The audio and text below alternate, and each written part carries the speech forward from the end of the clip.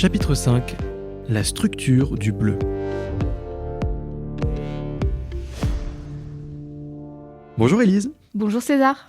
On passe maintenant à la dernière couleur des Four Colors. On a vu le rouge, le jaune, le vert. Qu'est-ce qu'un profil bleu ? Alors, les personnalités à dominante bleue, c'est des personnes qui ont vraiment besoin de rigueur et de précision dans leur quotidien. Donc, c'est des personnes très organisées, structurées, qui aiment bien pouvoir analyser les choses, les comparer. Et en même temps, le deuxième point qui est important chez les bleus, c'est le rapport à l'autorité.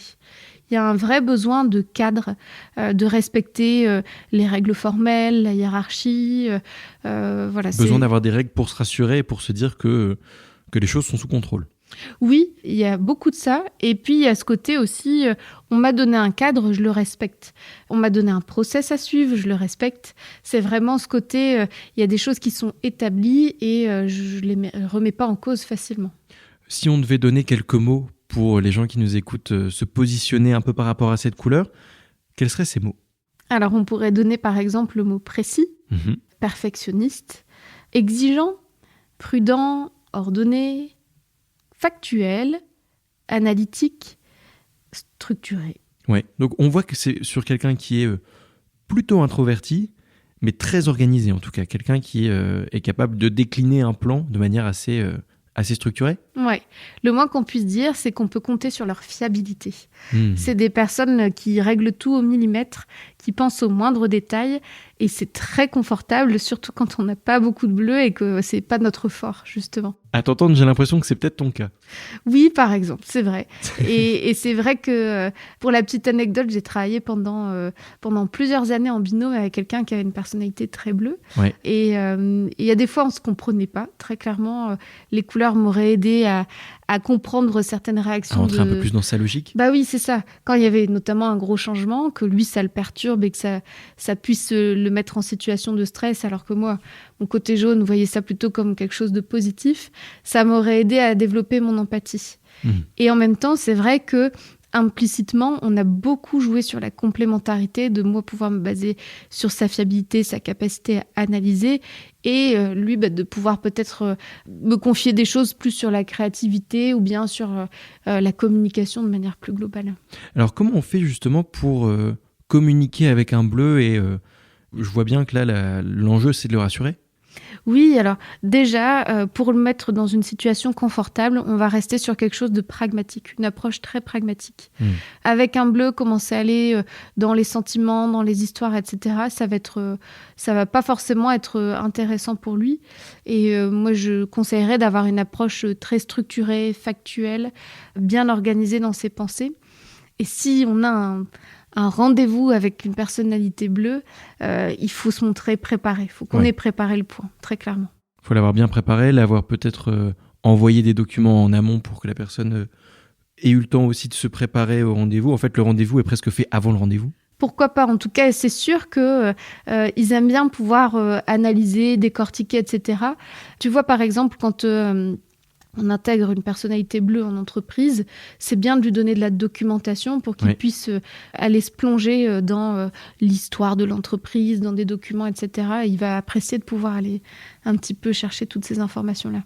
À t'entendre, j'ai l'impression qu'il y a un côté très logique, presque mathématique chez le bleu. Est-ce que c'est des missions dans lesquelles il s'épanouit un peu plus ? Oui, très certainement. Tout ce qui va être très cadré, très ordonné, avec une approche rationnelle, il sera très confortable là-dedans. Donc un ingénieur, par exemple, pourquoi pas ? Pourquoi pas ? Après, un ingénieur doit faire preuve de créativité, donc peut aller chercher le jaune. Mais effectivement, il faut un peu de bleu pour être dans le côté analyse, aimer aller décortiquer, voir les choses vraiment en profondeur. D'un point de vue minutieux, oui. Oui, exactement. Alors, si on devait donner un conseil à quelqu'un qui manage un bleu, qu'est-ce que ce serait ? Je dirais, un bleu a besoin d'avoir des objectifs clairs et précis. Pas forcément ambitieux, mais vraiment des objectifs qui soient clairs, une feuille de route à suivre pour pouvoir être cadré. C'est ce qui va le rassurer.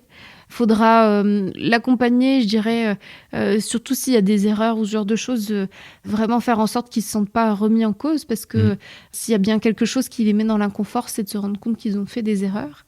Et après, il faut avoir des rituels bien cadrés avec eux. Voilà, par exemple, un entretien annuel, ça se prépare. Très clairement, les entretiens annuels avec des bleus, ils savent quand même, ils ont bien consigné souvent tout au long de l'année les choses, donc ils sont très bien préparés, il faut être préparé aussi. Ce qui va être important aussi, c'est de ne pas les brusquer, les bleus. S'il y a des changements de rythme, des changements de plan, etc., il faut vraiment avoir conscience que c'est source de stress pour eux. Pas parce qu'ils n'ont pas envie de changer, mais surtout parce que ça perturbe tout ce qui était établi, et donc ils perdent finalement cette espèce de contrôle qu'ils pouvaient avoir sur la situation, la maîtrise. Et donc, il faut vraiment les rassurer et leur apporter un maximum de cadre dans ces phases de changement. C'est la question que j'allais te poser. C'est vrai qu'on parle aujourd'hui beaucoup de flexibilité, d'adaptabilité, d'agilité. Comment peut faire une entreprise qui a des bleus en interne pour les emmener dans la conduite du changement sans les perdre ? En fait, je pense qu'une conduite de changement peut être faite avec un cadre. Et donc, c'est vraiment de pouvoir leur donner ce cadre-là, voire même de les responsabiliser sur le cadre. Peut-être de leur proposer de définir quels sont les process, de leur proposer par exemple de documenter les nouvelles méthodes. Ça va vraiment les rassurer et aussi leur montrer qu'ils ont une vraie valeur ajoutée dans cette période de flexibilité. Ouais, très bien, qu'on ne les oblige pas à s'adapter à quelque chose qui est un peu mouvant, mais qu'on les emmène vers un chemin qui est tout aussi sûr que celui qui suivait jusqu'à présent. C'est ça, en fait, qu'ils apportent finalement la conformité dans cette chose qui est complètement différente de ce qu'on avait l'habitude de faire avant. Je te propose qu'on reprenne l'exercice qu'on a fait sur les autres couleurs avec le commercial. À quoi ressemble un commercial bleu pour qu'on ait bien ça en tête, pour qu'on puisse se projeter ? Alors, un commercial bleu, ce qui va être assez génial avec lui, c'est qu'il va avoir une cartographie client très précise. Il va vraiment développer des méthodes rigoureuses pour pouvoir faire sa prospection, par exemple. Il va, comme le vert, on avait beaucoup de questions de suivi, lui aussi, parce qu'il a bien calé ses rituels, etc. Donc, on va avoir beaucoup de méthodes et de régularité dans sa façon de faire. Et donc, son approche pragmatique va peut-être aussi séduire les clients.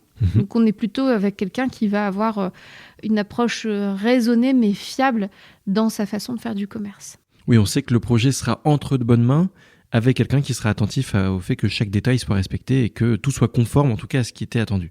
Oui, exactement. Je pense que ça doit d'ailleurs rassurer les clients d'avoir cette fiabilité. On sait à quoi s'attendre avec eux. On sait que quand ils s'engagent sur quelque chose, c'est tenu. Il doit y avoir un côté très rassurant d'avoir un commercial bleu face à soi. Je trouve ça super intéressant, notre exemple du commercial, parce qu'il permet de montrer qu'un même métier peut avoir besoin d'être un peu polyvalent et toutes les couleurs ont du bon, en fait, c'est ça ? Ouais, exactement. Et je dirais, c'est quelque chose qu'on peut appliquer sur un métier comme ce qu'on peut appliquer à une entreprise.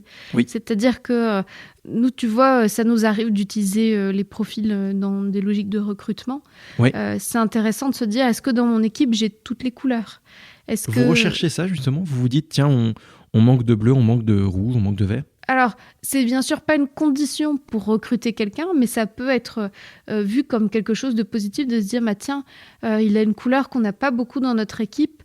Ça va peut-être nous challenger un petit peu, parce que c'est du coup des modes de fonctionnement qui sont moins proches des nôtres. Et en même temps, ça va peut-être nous apporter quelque chose d'intéressant qu'on n'avait pas chez nous. C'est super intéressant. Écoute, ce que je te propose, c'est qu'on arrive là, dans notre prochain chapitre, à la conclusion dans laquelle on verra vraiment comment utiliser la méthode. Là, tu parlais du recrutement, on verra d'autres situations. À tout de suite. À tout de suite.